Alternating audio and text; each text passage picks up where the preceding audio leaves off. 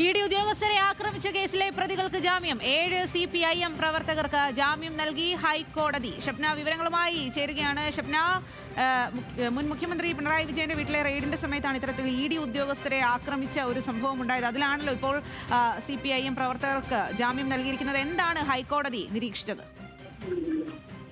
സ്വാതി, പ്രതിപക്ഷ നേതാവ് പിണറായി വിജയന്റെ വീട്ടിൽ റെയ്ഡിനെത്തിയ എൻഫോഴ്സ്മെന്റ് ഡയറക്ടറേറ്റ് ഉദ്യോഗസ്ഥരെ ആക്രമിച്ചു എന്ന കേസിൽ 7 പ്രതികളായിരുന്നു ജാമ്യാപേക്ഷയുമായി ഹൈക്കോടതിയെ സമീപിച്ചത്.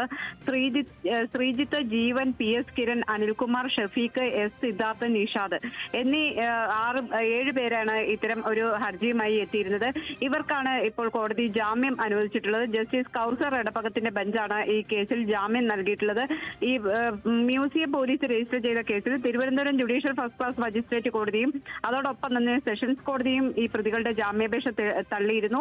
ഇവർ അന്ന് ഈ ജാമ്യാപേക്ഷ നൽകുമ്പോൾ 56 ദിവസമായി റിമാൻഡിലാണ്, തങ്ങൾക്കെതിരെ തെളിവില്ല തുടങ്ങിയ കാര്യങ്ങൾ ചൂണ്ടിക്കാണിച്ചായിരുന്നു ജാമ്യാപേക്ഷ നൽകിയത്. അതിനുശേഷം ഇപ്പോൾ 67 ദിവസം, അതായത് ഈ 56 ദിവസമായി അന്ന് നൽകുമ്പോൾ ഇപ്പോൾ 67 ദിവസമായി ഇവർ ജയിലിൽ കഴിയുകയാണ്. ഇവർ ചെയ്തിട്ടുള്ള കുറ്റകൃത്യം ഗൗരവമാണ് എന്ന് കോടതി പറയുന്നു.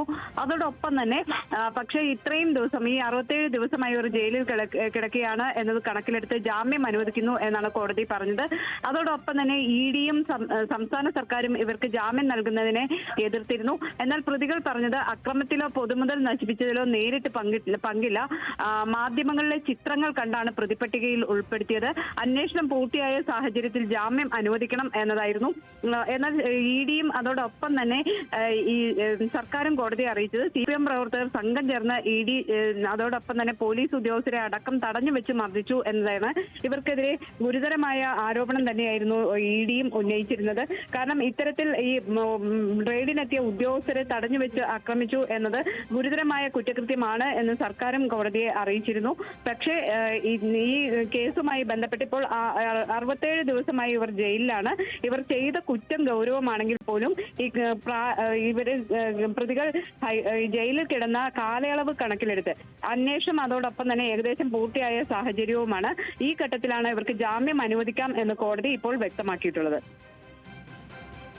ശരി ഷബ്ന, എന്തായാലും നിർണായകമായിട്ടുള്ള വിവരമാണ് ഈ ഒരു സമയത്ത് പുറത്തേക്ക് വരുന്നത്. ഇഡി ഉദ്യോഗസ്ഥരെ ആക്രമിച്ച കേസിലെ പ്രതികൾക്ക് ജാമ്യം ലഭിച്ചിരിക്കുന്നു. 7 CPIM പ്രവർത്തകർക്ക് ജാമ്യം നൽകിയിരിക്കുകയാണ് ഹൈക്കോടതി.